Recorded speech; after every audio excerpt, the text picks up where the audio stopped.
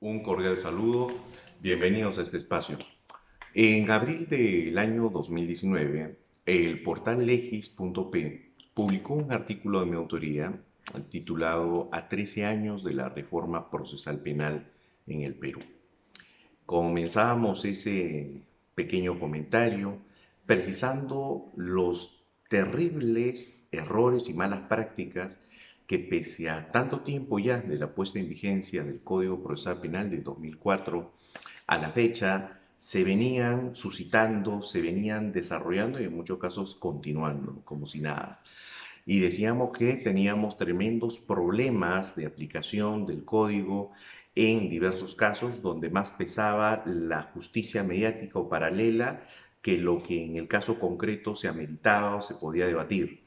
Señalábamos que tremendas prácticas cerradas como el hecho de plantear imputaciones a cualquier delito por presunta organización criminal a la ligera y sin mayor meditación generaba afectaciones severas a los derechos de las personas investigadas. Señalamos malas prácticas como el hecho de que un fiscal abra diligencias preliminares contra los que resulten responsables y citen a los investigados como si fueran meros testigos, pese a que habían denuncias que justamente ameritaban la investigación preliminar de estos casos con nombre propio.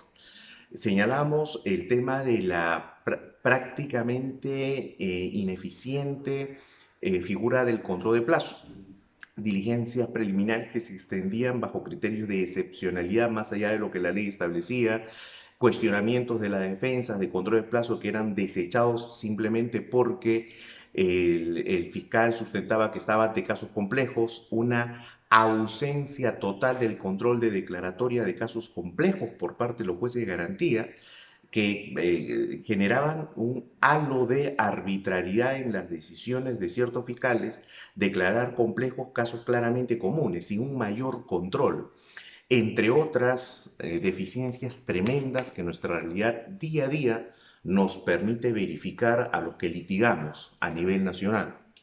¿Y esto por qué? ¿A qué se debe? ¿A qué atribuimos que los involucrados en el proceso penal, abogados, fiscales, procuradores, jueces, en todas sus escalas y niveles, se equivoquen en gran parte de los casos y afecten indebidamente la finalidad del proceso o bien los derechos fundamentales de las personas sometidas al proceso?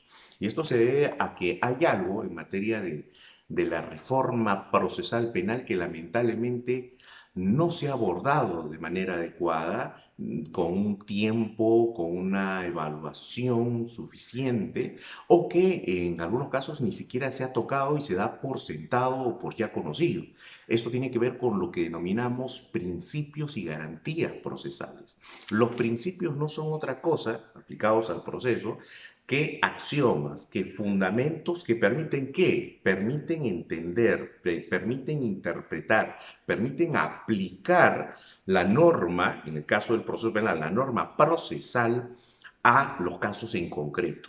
Tenemos el principio de imparcialidad, el principio indubio pro reo, el principio de la pluralidad de instancia, el principio del juez natural, etcétera. Estos principios, si es que un juzgador no los entiende, si un fiscal no los asimila, si un defensor no los comprende, pues no podrán permitir una adecuada interpretación de la norma y vamos a ser meros aplicadores mecánicos de lo que la norma procesal establece y esa no es la idea.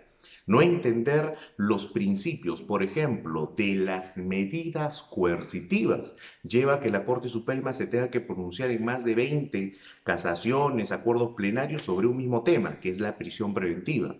No entender que para mandar a una persona a prisión 9, 18, 36 meses de manera preventiva, lo primero que tengo que evaluar es si esa conducta que le imputan es típica o no. Eso es no entender los principios. Y lo otro, cuando hablamos de garantías, nos estamos refiriendo a aquellos instrumentos, aquellos mecanismos que la propia norma permite, da, entrega a las partes a efectos de que puedan hacer valer sus fines o sus derechos y libertades durante el proceso. Garantías genéricas, garantías específicas, el debido proceso, el derecho de defensa, entre otras, son las que tienen que ser entendidas y asimiladas. No es concebible que en una audiencia se le tenga que explicar en qué consiste la garantía del derecho de defensa a un juez, porque se entiende que ese juez, más aún si es un juez de garantías, si es un juez de investigación preparatoria, ya lo entiende, ya lo conoce. No tengo por qué citarle lo que dice la Corte Interamericana de Derechos Humanos, lo que dijo la Corte Suprema, el Tribunal Constitucional sobre la garantía o sobre los principios, porque tenemos que tener eso ya interiorizado y en base a ello, obviamente, interpretar la norma aplicable al caso concreto. Lamentablemente, ese es uno de los tremendos errores que hoy en los procesos penales adolecemos, padecemos. Entender la reforma, asimilar la reforma, eso es esencial. Nos vemos en una próxima entrega. Gracias.